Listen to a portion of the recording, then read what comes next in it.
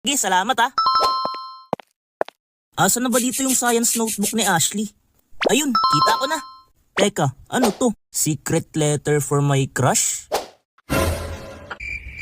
Uy, Ken! Ibalik mo sa akin yan! Ayoko nga. Ibalik mo na sabi yan, Ken. Seryoso ako. Ibalik mo na. Sino munang master mo? Magti-trip ka pa eh. Dali na, sinong master mo? Ikaw. Ayun, very good. Sige, wait lang, basahin ko muna to. Uy, wag! Teka, sino bang crush mo? Crush kita, Ken. Kaso, nahihiya ako magsabi sa'yo. Alam mo, Ashley, hindi mo naman kailangang mahiya. Ha? Bakit naman? Kasi crush din kita.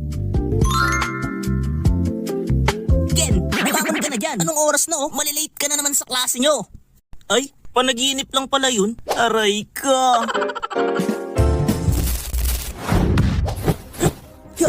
Grabe, Ling. Ay, teka, may nagchat. Hello, baby. Kamusta ka? Ingat ka palagi, ha? I love you. Anyway.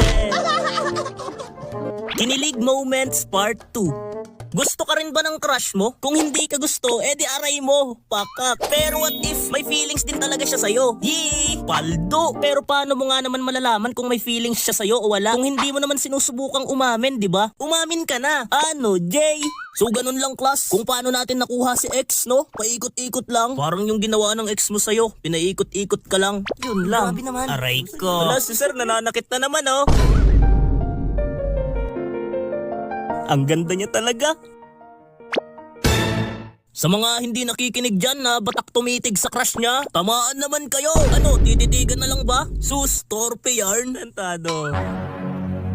Ay, ako ata pinaparinggan ni sir. Okay, magtatanong ako. Tignan natin kung naintindihan nyo talaga yung lesson. Miss Ashley, please tumayo ka.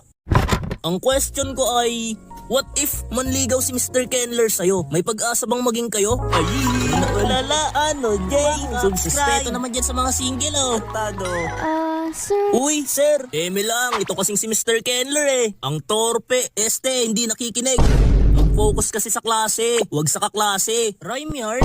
Eto pa, patunayan mong meron kang bitaw at bumanat ka sa harap ng crush mo. Malay mo, hinihintay lang pala niya yung first move mo. Okay?